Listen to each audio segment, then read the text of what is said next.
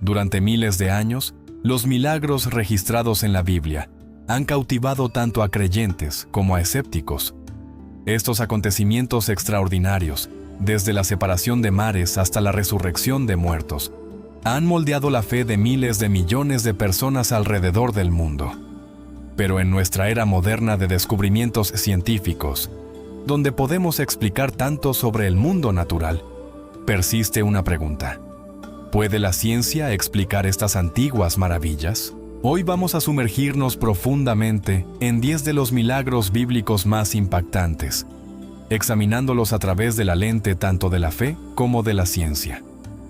Exploraremos las teorías que los científicos han propuesto, la evidencia que han descubierto y los misterios que permanecen obstinadamente sin explicación. Ya seas creyente, escéptico o estés en algún punto intermedio, esta exploración te desafiará a pensar críticamente sobre la intersección entre fe y razón. Antes de comenzar, déjame ser claro. Esto no se trata de probar o desmentir las creencias de nadie. El propósito aquí es presentar los hechos tal como los conocemos, compartir las teorías científicas que se han propuesto y permitirte sacar tus propias conclusiones. Algunos de estos milagros tienen explicaciones naturales fascinantes que los hacen aún más notables. Otros permanecen como misterios completos que desafían nuestra comprensión actual de la física, la biología y la química. La ciencia ha logrado avances increíbles en la explicación de fenómenos naturales. Entendemos los patrones climáticos, los eventos geológicos y los procesos biológicos mucho mejor que nunca. Sin embargo, cuando aplicamos estas herramientas a relatos antiguos, a menudo nos encontramos en una encrucijada entre lo que podemos explicar y lo que permanece más allá de nuestro alcance. Entonces, ¿estás listo para explorar lo inexplicable? Examinemos 10 milagros bíblicos que continúan desconcertando a científicos, inspirando a creyentes y provocando debate en círculos académicos alrededor del mundo. Desde los desiertos de Egipto hasta las orillas de Galilea, desde las murallas de ciudades antiguas hasta la tumba de un hombre llamado Lázaro, estamos a punto de embarcarnos en un viaje a través del tiempo, la fe y la ciencia. Milagro 1. La apertura del Mar Rojo. Quizás ningún milagro bíblico sea más icónico que Moisés extendiendo su vara y observando cómo las aguas del Mar Rojo se abren ante los israelitas que huían. El libro del Éxodo describe cómo Dios envió un fuerte viento del este que sopló toda la noche, convirtiendo el mar en tierra seca. Los israelitas cruzaron a salvo, pero cuando el ejército egipcio los persiguió, las aguas regresaron con furia, destruyendo las fuerzas del faraón. Los científicos han estado fascinados por este relato durante mucho tiempo. En años recientes, investigadores del Centro Nacional de Investigación Atmosférica realizaron simulaciones por computadora que sugieren que un viento poderoso, soplando a 108 kilómetros por hora durante aproximadamente 12 horas, teóricamente podría empujar hacia atrás agua poco profunda en una ubicación específica donde un río se encontraba con una laguna costera en el delta del Nilo. Este fenómeno, llamado retroceso del viento, ha sido observado en tiempos modernos. En 2010, el lago Erie experimentó un evento similar donde vientos fuertes literalmente empujaron el agua lejos, exponiendo el lecho del lago. El oceanógrafo ruso Naum Bolsinger propuso que un antiguo arrecife existía cerca de la superficie del agua hace 3.500 años. Sus cálculos mostraron que las condiciones de viento adecuadas podrían haber expuesto este arrecife durante el tiempo justo para que la gente cruzara antes de que las aguas regresaran. El tiempo, argumentó, fue el verdadero milagro. Sin embargo, otros investigadores han propuesto teorías aún más dramáticas. Un estudio publicado en 2024 sugirió que un raro evento meteorológico llamado Medicán, similar a un huracán pero único del Mediterráneo, podría haber causado una marejada ciclónica negativa. Otros más han señalado las ondas de Rossby, movimientos masivos de agua causados por la rotación de la Tierra, o incluso resonancia de mareas como posibles explicaciones. Pero aquí es donde la ciencia choca contra un muro. Incluso si aceptamos que fuerzas naturales podrían separar agua, el relato bíblico describe mucho más que solo condiciones favorables. El texto afirma que las aguas formaron muros a ambos lados del cruce, y que tanto el sol como la luna estuvieron involucrados en el tiempo milagroso. Ningún modelo de computadora ha replicado exitosamente aguas que se mantienen de pie como muros sólidos mientras la gente caminaba a través de tierra seca. La coordinación del tiempo, la ubicación precisa y el retorno inmediato de las aguas cuando fue necesario pintan una imagen que trasciende la simple meteorología. Además, los estudios geológicos del Mar Rojo y el Golfo de Suez muestran aguas demasiado profundas para que cualquier fenómeno de viento exponga el lecho marino. Mientras que la teoría del retroceso del viento funciona para lagunas poco profundas, falla para las aguas más profundas tradicionalmente asociadas con el sitio del cruce. La evidencia arqueológica de la península del Sinaí también plantea preguntas sobre la ruta exacta que los israelitas tomaron, haciendo difícil precisar dónde tal evento podría haber ocurrido. Quizás lo más desconcertante es el énfasis repetido en el texto bíblico de que este no fue un evento ordinario. El pasaje establece que nunca había habido un día como ese antes ni desde entonces.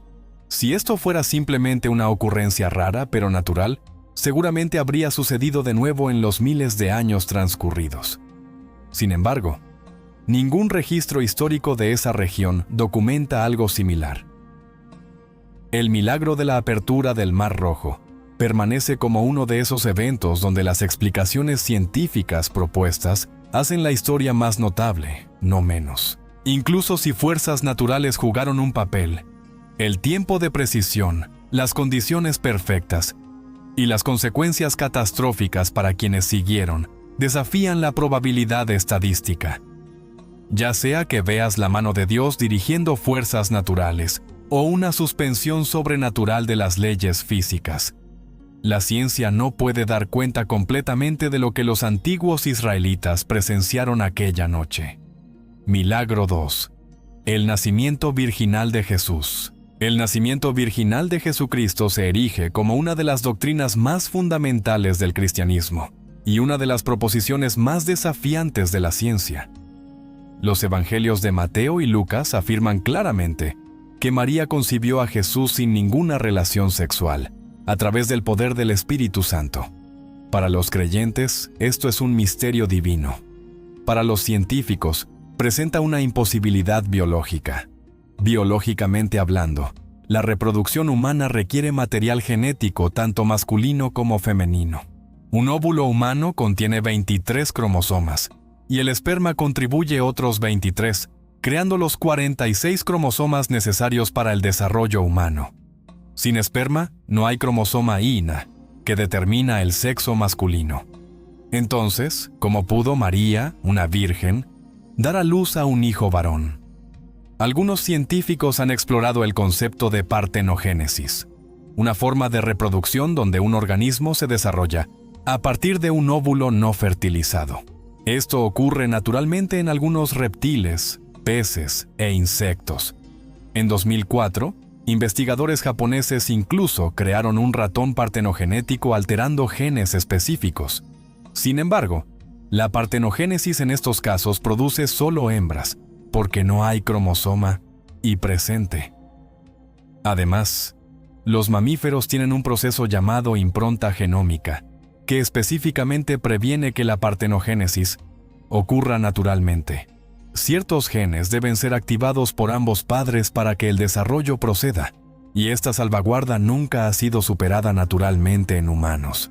La escritora científica Arati Prasad, en su libro Como una virgen, propuso soluciones teóricas alternativas. Quizás María era una quimera genética, formada a partir de tejido embrionario tanto masculino como femenino, dándole acceso a material del cromosoma Y. O tal vez tenía ovotestes, una condición rara donde coexisten tejido ovárico y testicular, permitiendo potencialmente la autofertilización. Aunque ha habido un caso documentado de una persona nacida con características que teóricamente podrían permitir la autofertilización, Este individuo no había alcanzado la madurez reproductiva cuando se documentó el caso. Otra extraña explicación científica proviene de un reporte médico de 1988. Una joven nacida sin abertura vaginal quedó embarazada después de un incidente traumático que permitió que el esperma entrara en su sistema reproductivo a través de una vía inusual. Aunque esto demuestra la notable resistencia del esperma, requiere la presencia de esperma en primer lugar, lo cual el relato bíblico niega explícitamente. Aquí está el problema fundamental.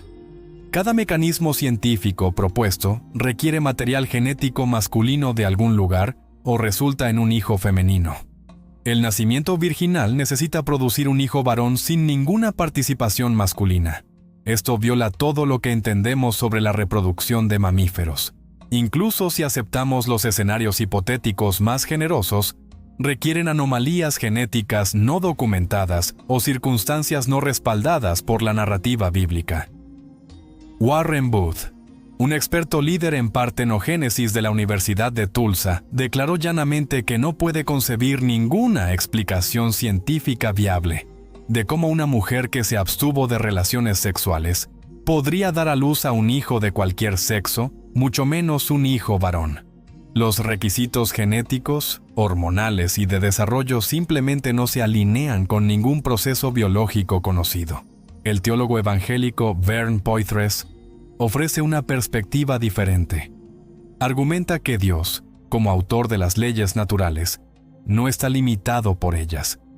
Dios pudo haber creado el cromosoma innecesario de la nada, o de los mismos átomos en el vientre de María, fertilizando su óvulo sobrenaturalmente. Desde este punto de vista, intentar encontrar una explicación natural pierde completamente el punto. El nacimiento virginal nunca estuvo destinado a ser natural, estaba destinado a ser milagroso. El nacimiento virginal permanece exactamente lo que siempre se afirmó que era: un milagro. La ciencia puede proponer mecanismos hipotéticos, pero ninguno de ellos funciona sin violar principios biológicos establecidos o requerir condiciones que no dejan evidencia y nunca han sido documentadas. Si crees que sucedió, depende no de la evidencia científica, sino de si aceptas la posibilidad de intervención divina en el orden natural. Milagro. 3. Jesús, caminando sobre el agua. La imagen de Jesús caminando sobre el mar de Galilea es una de las escenas más reconocibles del Nuevo Testamento. 3 evangelios registran el evento: Mateo, Marcos y Juan. Los discípulos estaban cruzando el lago de noche cuando se levantó una tormenta. Entre las 3 y las 6 de la mañana, vieron a Jesús acercándose, caminando sobre la superficie del agua. Inicialmente aterrorizados, pensando que era un fantasma, fueron calmados por su voz. Pedro incluso intentó caminar sobre el agua él mismo, antes de perder la fe y comenzar a hundirse. Desde una perspectiva de física, caminar sobre el agua parece sencillo de descartar. El agua no puede soportar el peso de un cuerpo humano. La densidad del tejido humano es mayor que el agua, y sin desplazamiento o tensión superficial suficiente, una persona se hundirá. Este es el principio básico de Arquímedes, enseñado en clases de ciencias de primaria. Sin embargo, los científicos han intentado explicarlo. En 2006, el oceanógrafo Doron Noff de la Universidad Estatal de Florida publicó un estudio proponiendo que Jesús podría haber caminado sobre un parche raro de hielo flotante. Su investigación sugirió que periodos fríos inusuales, entre 2500 y 1500 años atrás, podrían haber creado lo que él llamó hielo de manantiales en el mar de Galilea. Esto ocurriría cuando el agua dulce se congelaba en la superficie cerca de manantiales salados, creando parches de hielo difíciles de distinguir del agua circundante. El estudio recibió atención mediática significativa. Sin embargo, esta explicación tiene problemas serios. Primero, el mar de Galilea rara vez, si es que alguna vez, se congela.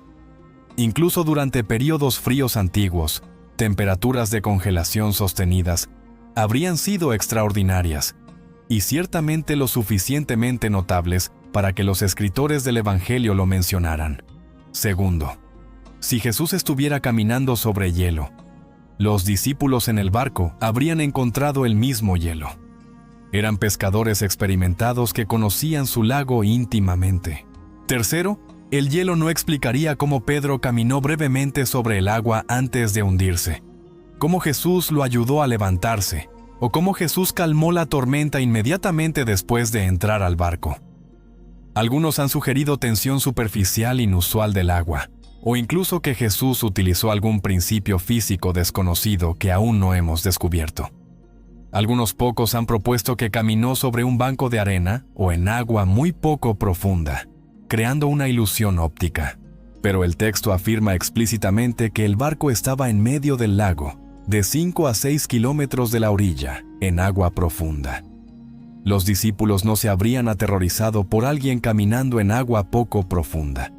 Otros han teorizado sobre fluidos no newtonianos, sustancias que pueden comportarse como sólidos bajo ciertas condiciones de estrés. Puedes correr a través de una piscina llena de maicena y agua, por ejemplo, porque la presión rápida solidifica temporalmente la mezcla. Podría el mar de Galilea, bajo condiciones específicas con contenido mineral específico, haber exhibido propiedades similares? La respuesta es no. La composición química del mar de Galilea, aunque única debido a su conexión con manantiales subterráneos, nunca ha mostrado propiedades no newtonianas. Además, esto no explicaría cómo Jesús se quedó quieto sobre el agua o cómo se agachó para agarrar a Pedro. El problema fundamental es que caminar sobre el agua requiere cambiar las propiedades del agua misma o cambiar las propiedades del cuerpo humano. Ninguno tiene una explicación naturalista dadas las restricciones del relato bíblico. El agua necesitaría volverse sólida o aumentar dramáticamente su tensión superficial. El cuerpo humano necesitaría volverse lo suficientemente ligero para flotar solo sobre la tensión superficial, lo que requeriría reducir la masa corporal a casi nada. Lo que hace que este milagro sea particularmente desafiante es su múltiple atestación y la manera factual en que se presenta.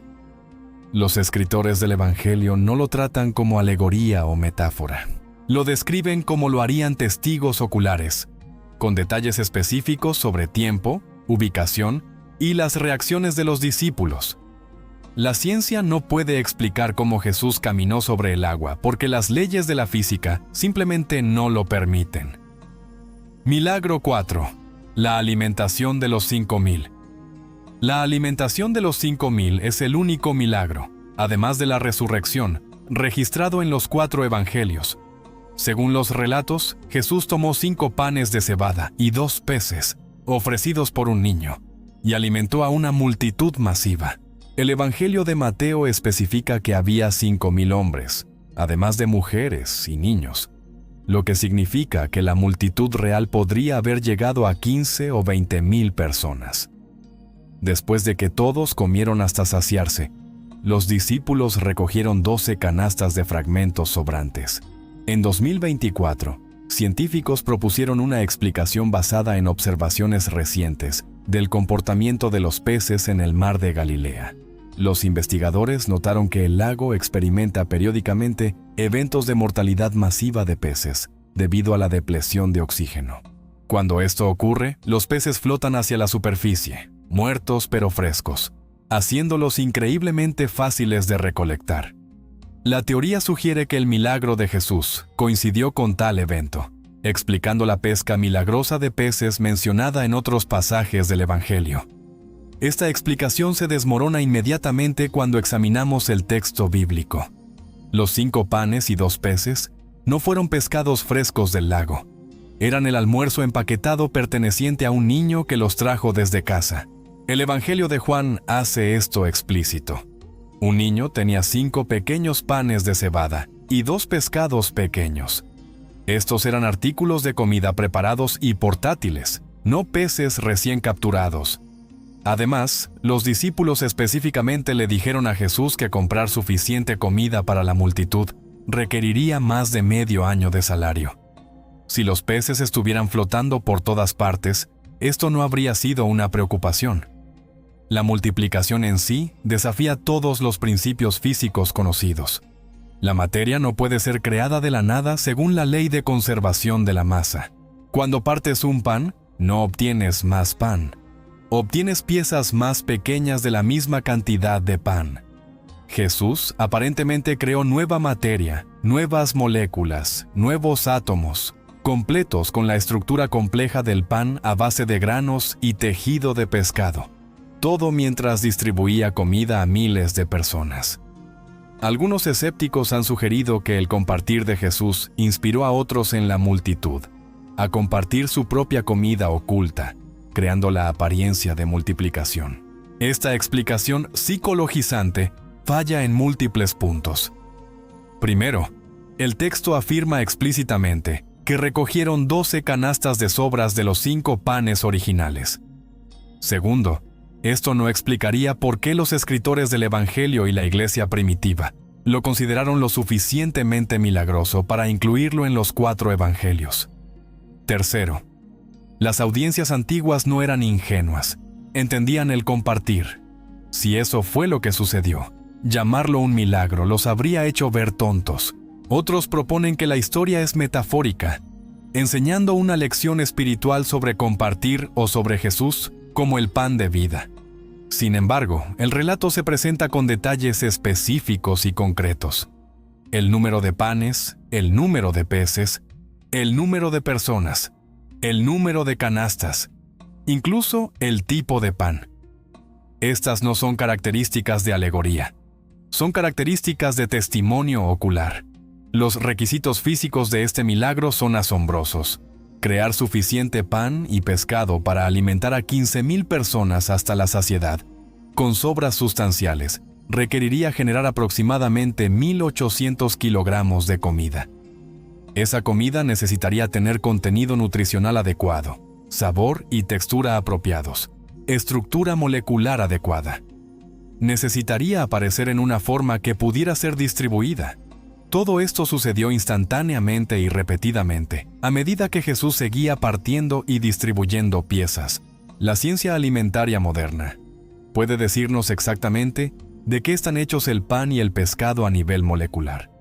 Conocemos las proteínas, carbohidratos, lípidos y contenido de agua. Podemos explicar cómo el trigo se convierte en pan a través de reacciones químicas en la cocción.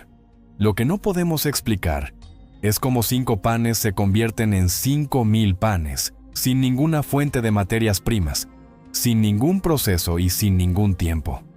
La multiplicación de la materia misma permanece científicamente imposible. Milagro 5. Jonás y el gran pez. La historia de Jonás se ha vuelto casi sinónimo de milagros bíblicos que los escépticos encuentran imposibles de creer. El profeta, huido del mandato de Dios, es arrojado por la borda durante una tormenta y tragado por un gran pez. Sobrevive en el vientre de la criatura durante 3 días y 3 noches antes de ser vomitado en la orilla, donde completa su misión a Nínive. Los biólogos marinos han examinado si alguna criatura marina podría realmente tragar a un humano entero. El cachalote, que puede crecer más de 18 metros de largo, tiene una garganta lo suficientemente grande para potencialmente admitir a un humano. El tiburón ballena, el pez más grande del océano, tiene una boca de más de 1 metro de ancho. Teóricamente, un humano podría caber en la boca de cualquiera de estas criaturas. Sin embargo, sobrevivir en el interior es otro asunto. La garganta de una ballena o pez grande conduce a un estómago lleno de poderosos ácidos digestivos diseñados para descomponer alimentos. El nivel de pH en el estómago de un cachalote puede ser tan bajo como 2.5, similar al ácido de batería. La piel humana comenzaría a descomponerse en cuestión de horas. Además, esencialmente no hay oxígeno dentro del estómago de una ballena. Un humano podría sobrevivir unos minutos como máximo antes de asfixiarse, no 3 días. Algunos han sugerido que Jonás podría haber estado alojado en la garganta o boca de la criatura en lugar de su estómago, donde potencialmente podría respirar. Sin embargo, las gargantas de las ballenas no son cámaras con aire. son tubos musculares que se contraen durante la deglución. La garganta de un cachalote, a pesar del tamaño masivo de la ballena, es sorprendentemente estrecha, estimada en solo unos 25 a 30 centímetros de diámetro. Incluso si un humano pasara inicialmente, sería aplastado por las contracciones musculares de la garganta. El texto bíblico mismo proporciona detalles que hacen la supervivencia aún más improbable. Jonás ora desde dentro del pez, describiendo algas marinas envueltas alrededor de su cabeza y refiriéndose a estar en las profundidades de la tierra. Habla de estar en las raíces de las montañas, con las barras de la tierra cerrándose detrás de él. Su oración sugiere que experimentó la muerte, o casi muerte, con algunos teólogos argumentando que Jonás realmente murió y fue resucitado. La evaluación científica más honesta es que la supervivencia dentro de cualquier criatura marina durante 3 días es biológicamente imposible sin intervención divina. La falta de oxígeno, la presencia de fluidos digestivos, la presión y el ambiente tóxico lo hacen insuperable. Incluso si aceptamos la interpretación más generosa, con Jonás de alguna manera protegido en una bolsa de aire, la ausencia de agua dulce, comida y el trauma psicológico serían abrumadores.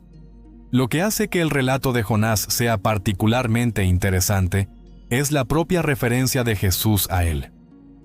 En el Evangelio de Mateo, Jesús explícitamente compara los 3 días de Jonás en el pez con sus propios 3 días en la tumba.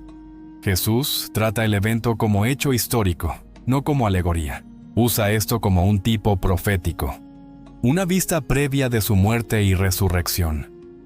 Si la experiencia de Jonás fuera meramente metafórica, la comparación de Jesús pierde su poder y significado.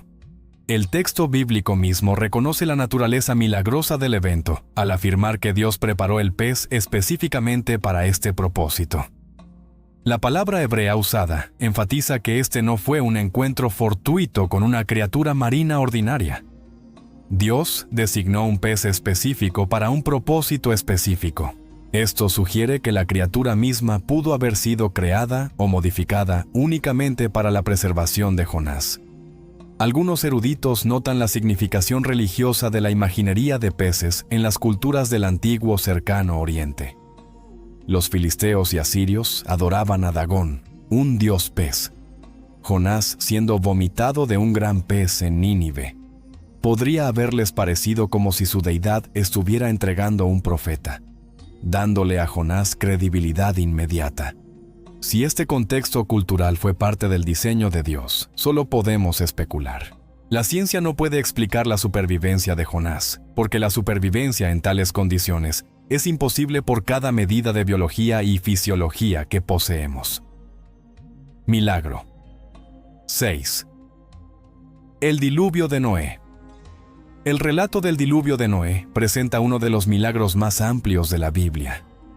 Un diluvio global que cubre toda la tierra incluyendo las montañas más altas, destruyendo toda la vida terrestre, excepto lo que fue preservado en el arca. Durante siglos, tanto creyentes como escépticos han debatido si tal evento pudo haber ocurrido y qué evidencia podría respaldarlo. Los geólogos han estudiado extensamente la posibilidad de un diluvio mundial. El registro geológico presenta desafíos significativos a una inundación global que ocurra dentro del marco temporal descrito en Génesis. Las capas de roca a través de los continentes muestran patrones claros de formación durante millones de años, no la deposición catastrófica y rápida que esperaríamos de un solo diluvio mundial. Los registros fósiles muestran diferentes organismos existiendo en diferentes momentos, no todos muriendo simultáneamente en un evento. La cantidad de agua requerida plantea otro problema. Para cubrir el monte Everest, que se eleva a 8.800 metros, se requerirían aproximadamente 1.000 millones de kilómetros cúbicos de agua. Actualmente, los océanos de la Tierra contienen alrededor de 1.300 millones de kilómetros cúbicos. El relato de Génesis menciona tanto agua subterránea como agua desde arriba, pero incluso si contabilizamos toda el agua conocida en la Tierra, incluyendo capas de hielo y agua subterránea, Hay agua insuficiente para cubrir todas las montañas. ¿De dónde vendría esta agua? ¿Y a dónde fue después? Sin embargo, la evidencia geológica sí respalda eventos masivos de inundaciones regionales en el antiguo Cercano Oriente. La hipótesis del diluvio del Mar Negro sugiere que hace aproximadamente 7.000 años, las aguas del Mediterráneo en ascenso violaron catastróficamente la cuenca del Mar Negro, inundando vastas áreas habitadas. Este evento habría parecido el fin del mundo para quienes lo experimentaban. La evidencia arqueológica de Mesopotamia muestra capas de depósitos de inundación en múltiples ciudades antiguas, sugiriendo inundaciones catastróficas periódicas de la región. Algunos investigadores argumentan por una comprensión más localizada del relato bíblico. Las palabras hebreas traducidas como tierra y mundo también pueden significar terreno o región. Desde la perspectiva de Noé, si el agua cubría toda la tierra que podía ver en todas direcciones, su mundo entero estaba de hecho inundado. La literatura del antiguo Cercano Oriente a menudo usaba lenguaje universal para eventos regionales. Las montañas de Ararat mencionadas en Génesis probablemente se refieren a la región general de Urartu, no específicamente al pico que llamamos Monte Ararat hoy. Estudios recientes de la formación de Durupinar en Turquía, una característica geológica con forma de barco cerca del Monte Ararat, han generado interés renovado. Los investigadores encontraron depósitos marinos y evidencia de que el área una vez estuvo bajo el agua. Mientras algunos creen que esto podría ser los restos del arca, la mayoría de los geólogos atribuyen la formación a procesos naturales. Los depósitos marinos prueban que la región estuvo bajo el agua en algún momento, pero no necesariamente durante un diluvio global. Quizás lo más desafiante para un diluvio global literal es la distribución de especies animales. Si todos los animales terrestres descendieron de parejas en el arca hace solo unos miles de años, esperaríamos evidencia genética de cuellos de botella severos en todas las especies ocurriendo al mismo tiempo. En cambio, diferentes especies muestran cuellos de botella en diferentes momentos, si es que los hay. La diversidad que vemos hoy, particularmente en islas aisladas y continentes, requeriría especiación imposiblemente rápida siguiendo al diluvio. Sin embargo, la narrativa del diluvio aparece en numerosas culturas antiguas en todo el mundo.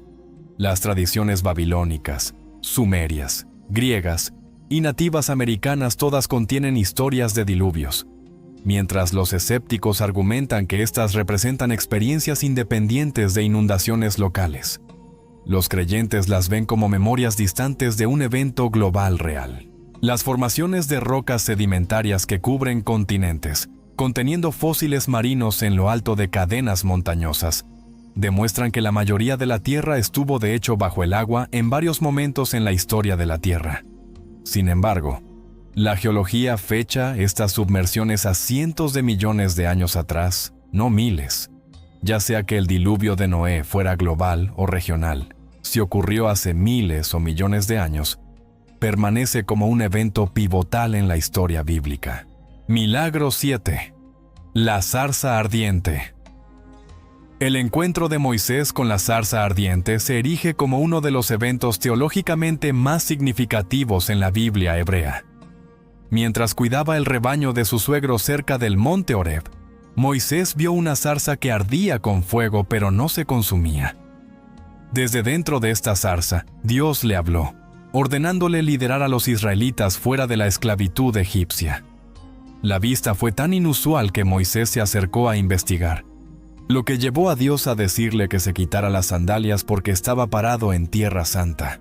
Los científicos han propuesto varias explicaciones naturales para este fenómeno. Una teoría apunta a la planta Dictamnus albus, también llamada planta de gas, que crece en todo el norte de África. Durante el clima caluroso, esta planta exuda aceites volátiles que contienen terpenos, flavonoides y otros compuestos inflamables. Bajo las condiciones adecuadas, estos vapores pueden encenderse, creando un breve destello de fuego alrededor de la planta. Sin embargo, esta explicación tiene fallas críticas. Primero, Estos aceites no se combustionan espontáneamente. Requieren una fuente de ignición. Moisés no habría estado portando nada para iniciar tal fuego. Segundo, cuando los vapores se encienden, el fuego dura solo segundos, no lo suficiente para que Moisés lo observe desde la distancia, se acerque y tenga una conversación extendida. Tercero, si las hojas mismas se prendieran fuego, la zarza, de hecho, sería consumida, contradiciendo el detalle más esencial del relato bíblico. Otra hipótesis sugiere actividad volcánica subterránea o respiraderos de gas natural. En algunas ubicaciones, como la isla volcánica de Lanzarote, el calor geotérmico puede causar que la vegetación se prenda fuego y continúe ardiendo mientras los respiraderos de calor permanezcan activos. Colin Humphrey, en su libro Los milagros del Éxodo, propuso que un respiradero de gas natural debajo de la zarza podría haber sostenido el fuego sin consumir la zarza misma. Aunque esto es más plausible que la teoría de la planta de gas, todavía enfrenta problemas. El gas natural arde con una llama azul característica y produce calor que rápidamente dañaría y consumiría material orgánico en proximidad cercana. El relato bíblico describe a Moisés acercándose lo suficiente para escuchar a Dios hablar claramente, lo que sería imposible si estuviera parado cerca de un respiradero de gas intensamente caliente. Además, tales características geológicas son raras en la península del Sinaí, y no se conocen respiraderos de gas cerca de los sitios tradicionales asociados con el monte Horeb. El profesor Benny Shannon, de la Universidad Hebrea, ofreció una explicación más controversial: alucinación. Propuso que Moisés consumió plantas que contenían DMT, similar a la ayahuasca, llevando a una poderosa experiencia alucinógena. Shannon basó esto en la presencia de árboles de acacia en el Sinaí, que contienen compuestos psicoactivos, y en sus propias experiencias con tales sustancias. Sin embargo, esta teoría reduce una de las teofanías más importantes de la Biblia a un viaje de drogas, requiriendo que descartemos la importancia histórica y teológica del relato. El texto bíblico mismo enfatiza que este no fue un fuego ordinario. La frase usada indica que el fuego estaba en la zarza pero no de la zarza, significando que tenía una fuente independiente de energía. El fuego no usó la zarza como combustible, razón por la cual la zarza no fue consumida. Esta descripción suena menos como cualquier proceso de combustión natural y más como un fenómeno completamente diferente. Teológicamente, la zarza ardiente representa la naturaleza de Dios, santo, consumidor, pero no destructivo para lo que Él elige preservar. La zarza representa a Israel mismo, afligido y oprimido en Egipto, pero no destruido. El fuego representa la presencia de Dios, su santidad que tanto purifica como preserva. Este simbolismo se perdería si la zarza fuera simplemente una planta con aceites inflamables o una curiosidad geológica. Lo que Moisés presenció fue identificado en términos teológicos como una teofanía, una manifestación visible de la presencia de Dios.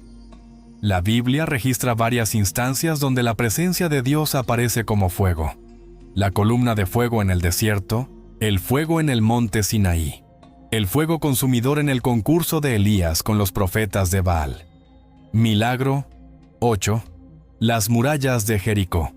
La conquista de Jericó presenta una de las victorias militares más dramáticas del Antiguo Testamento, lograda a través de medios milagrosos. Según el libro de Josué, Dios ordenó a los israelitas marchar alrededor de la ciudad una vez al día durante 6 días, con sacerdotes llevando el arca de la alianza y tocando cuernos de carnero. En el 7º día, marcharon alrededor 7 veces. Los sacerdotes tocaron sus cuernos, la gente gritó y las murallas se derrumbaron, permitiendo a los israelitas tomar la ciudad. Las excavaciones arqueológicas en Tel es-Sultán, el sitio de la antigua Jericó, han revelado que la ciudad efectivamente tenía murallas de fortificación sustanciales que colapsaron en varios momentos de su historia. La arqueóloga británica Kathleen Kenyon realizó excavaciones extensas en los años 50 encontrando evidencia de murallas que habían caído hacia afuera, creando rampas de escombros que los atacantes podrían haber escalado. Esto coincide con el relato bíblico, que describe a los israelitas yendo directamente a la ciudad después de que las murallas cayeron. La explicación natural más probable propuesta por los científicos es un terremoto.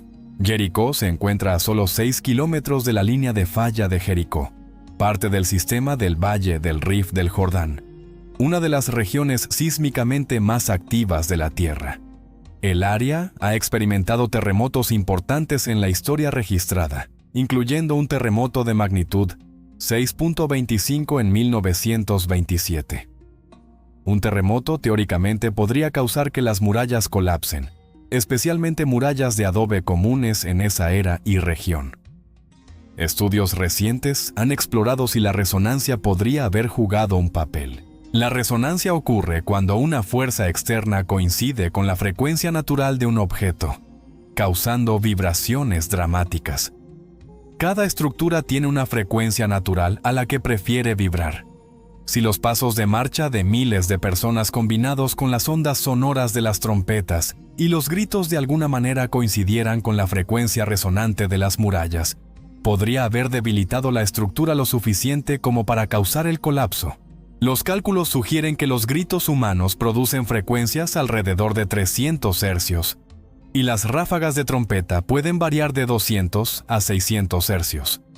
Si las murallas tuvieran una frecuencia natural dentro de este rango, y si el sonido fuera sostenido y coordinado, la resonancia teóricamente podría contribuir a la falla estructural. Ejemplos modernos incluyen puentes colgantes que se balancean dramáticamente cuando el viento o soldados marchando crean condiciones resonantes. Sin embargo, varios factores hacen que esta explicación sea insuficiente. Primero, para que la resonancia funcione efectivamente, la frecuencia debe mantenerse de manera precisa y sostenida. El relato bíblico describe una ráfaga larga de trompeta y un solo grito, no tonos sostenidos. Segundo, las murallas necesitarían ser particularmente vulnerables a estas frecuencias específicas. Tercero, las murallas de adobe, especialmente murallas de fortificación gruesas, típicamente tienen frecuencias naturales mucho más bajas que lo que las voces humanas y las trompetas primitivas pueden producir. Además, la evidencia arqueológica muestra selectividad en la destrucción. La casa de Rahab, construida en la muralla en el lado norte, permaneció en pie mientras el resto de las murallas cayó. Un terremoto o efecto de resonancia no discriminaría entre una sección y otra de esta manera. El relato bíblico afirma explícitamente que Rahab y su familia fueron perdonados porque ella había ayudado a los espías israelitas, y su casa sobrevivió intacta. Esto sugiere que el colapso no se debió completamente a fuerzas naturales que afectaban la estructura uniformemente. El tiempo presenta otro desafío. Las murallas cayeron exactamente en el momento en que los israelitas gritaron, después de exactamente 7 días de marchar, en el séptimo circuito del séptimo día. Si esto fuera un terremoto, su tiempo fue imposiblemente preciso. La predicción de terremotos sigue siendo difícil hoy con tecnología moderna. La idea de que Josué pudiera haber predicho uno al momento exacto desafía la credulidad. La combinación de factores, el tiempo preciso, la destrucción selectiva y el colapso completo de fortificaciones que deberían haber requerido guerra de asedio sostenida o poderosos arietes, sugiere algo más allá de la falla estructural normal. Milagro. 9. El sol. Deteniéndose. El capítulo 10 de Josué registra uno de los milagros astronómicamente más desafiantes de la Biblia. Durante una batalla con la coalición amorrea en Gabaón, Josué oró para que el sol y la luna se detuvieran para que los israelitas tuvieran suficiente luz del día para completar su victoria. El texto afirma que el sol se detuvo en medio del cielo y retrasó su puesta por aproximadamente un día completo. El pasaje concluye señalando que nunca ha habido un día como ese antes ni desde entonces. Desde una perspectiva astronómica, para que el sol pareciera detenerse, la rotación de la Tierra necesitaría detenerse o disminuir dramáticamente. La Tierra rota a aproximadamente 1.600 kilómetros por hora en el Ecuador. Detener repentinamente esta rotación tendría consecuencias catastróficas. La atmósfera y los océanos, poseyendo un tremendo impulso, continuarían moviéndose, generando vientos de 1.600 kilómetros por hora y olas de tsunami masivas que arrasarían los continentes. Nada en la superficie de la Tierra sobreviviría. Algunos proponen que Dios podría haber desacelerado la rotación gradualmente lo suficiente para prevenir estos desastres, pero esto requiere imaginar un enorme número de milagros de apoyo para manejar el momento, la inercia, los efectos gravitacionales y las fuerzas de marea. La órbita de la Luna se vería afectada. La relación de la Tierra con el Sol cambiaría. La danza gravitacional compleja del sistema solar necesitaría ajuste sobrenatural constante. En 2021, investigadores propusieron una interpretación alternativa. El evento fue en realidad un eclipse solar. Al reanalizar el texto hebreo original, notaron que la palabra traducida como detenerse, dom, comparte raíces con un término babilónico usado para describir eclipses. Quizás Josué no estaba pidiendo que el sol dejara de moverse, sino que dejara de brillar. Un eclipse solar oscurecería el cielo, enfriando el campo de batalla y potencialmente beneficiando a los israelitas. Investigadores de Cambridge, usando cálculos astronómicos, identificaron un posible eclipse para el 30 de octubre del 1207 a.C. Esta interpretación es intrigante, pero enfrenta problemas. Primero, los eclipses solares duran minutos, no horas, y ciertamente no un día completo. Segundo, el texto afirma explícitamente que el sol se detuvo en medio del cielo, sugiriendo mediodía, no el oscurecimiento gradual de un eclipse. Tercero, la oración de Josué pide específicamente luz del día extendida para terminar la batalla, no oscuridad. Otra propuesta sugiere que el evento describe condiciones atmosféricas inusuales que crearon un espejismo o ilusión óptica, haciendo que pareciera que pasó más tiempo del que realmente pasó. O quizás Dios refractó la luz del sol alrededor de la Tierra, manteniendo el campo de batalla iluminado, después de que el sol se había puesto geométricamente. Aunque creativas, estas explicaciones se esfuerzan por dar cuenta del significado claro del texto y el énfasis repetido en que este fue un evento sin precedentes. El texto también menciona que la luna se detuvo en el valle de Ajalón. Cualquier explicación natural debe dar cuenta de que ambos cuerpos celestes parecían detenerse. Un eclipse no causa que la luna se detenga. Los fenómenos atmosféricos no afectarían la posición aparente de la luna. Solo el cese de la rotación de la Tierra causaría que tanto el Sol como la Luna parecieran estacionarios. Algunos señalan que todavía usamos frases como amanecer y atardecer, aunque sabemos que el Sol realmente no se mueve alrededor de la Tierra. Quizás el relato bíblico usa lenguaje fenomenológico similar, describiendo apariencia en lugar de realidad. Sin embargo, el pasaje enfatiza la singularidad y naturaleza milagrosa del evento, sugiriendo más que solo lenguaje observacional típico. El texto bíblico hace referencia al libro de Jasher, una fuente aparentemente antigua que ya no existe, sugiriendo que este evento fue considerado lo suficientemente significativo para ser registrado en múltiples fuentes. Si esto fuera meramente clima inusual o un eclipse mal descrito, ¿por qué merecería tal atención?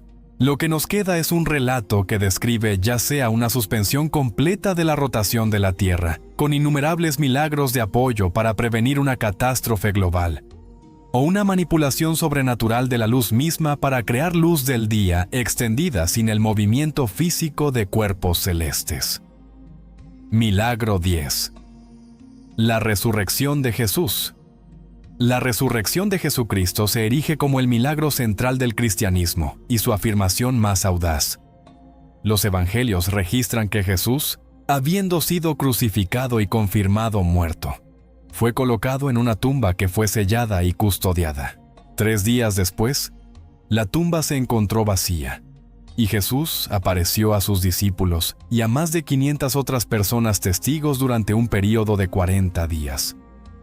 La naturaleza transformada de su cuerpo, el número y diversidad de testigos, y el cambio radical en el comportamiento de los discípulos forman la base de la fe cristiana.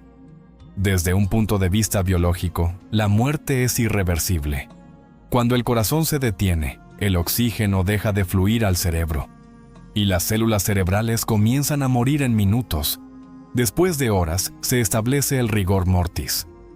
En días, comienza la descomposición. Los ejecutores romanos que confirmaron la muerte de Jesús eran asesinos profesionales que entendían su trabajo. La lanzada en el costado de Jesús, produciendo sangre y agua, indicaba que la muerte había ocurrido. Los expertos médicos que analizan el relato de la crucifixión están de acuerdo. Jesús estaba genuinamente muerto por cualquier medida fisiológica. La evidencia histórica que rodea la resurrección se enfoca en varios hechos clave que incluso los eruditos escépticos reconocen. Primero, Jesús fue crucificado y murió. Esto es tan históricamente cierto como cualquier evento antiguo puede serlo. Segundo, Jesús fue enterrado en una tumba. Tercero, la tumba se encontró vacía. Cuarto, numerosas personas afirmaron haber visto al Jesús resucitado. Quinto, los discípulos fueron transformados de desertores aterrorizados en valientes proclamadores de la resurrección, la mayoría muriendo como mártires por esta afirmación. Los escépticos han propuesto explicaciones naturales. La teoría del desmayo sugiere que Jesús no murió realmente, sino que simplemente perdió la conciencia, reviviendo en la tumba fresca. Sin embargo, esto no da cuenta de la severidad de la crucifixión romana, la confirmación de la muerte por los soldados, la piedra masiva que sellaba la tumba, y el hecho de que un hombre apenas vivo y gravemente herido no podría haber removido las mortajas, movido una piedra masiva, superado a los guardias y convencido a los discípulos de que había conquistado la muerte. La teoría del cuerpo robado afirma que los discípulos tomaron el cuerpo de Jesús e inventaron la historia de la resurrección. Esta explicación falla en múltiples puntos. Los discípulos no tenían motivo, no ganaron nada excepto persecución, pobreza y martirio. La gente no muere por lo que sabe que es una mentira. La guardia romana en la tumba habría prevenido el robo. Las mortajas se encontraron ordenadamente arregladas, no arrancadas apresuradamente. Más importante, esto no explica las apariciones post-resurrección reportadas a cientos de personas. Otros proponen alucinación o delusión masiva. Sin embargo, las alucinaciones son experiencias individuales, no eventos grupales. 500 personas no alucinan lo mismo simultáneamente. Los discípulos no esperaban la resurrección, estaban escondidos con miedo. La gente no alucina comiendo pescado con alguien o tocando sus heridas.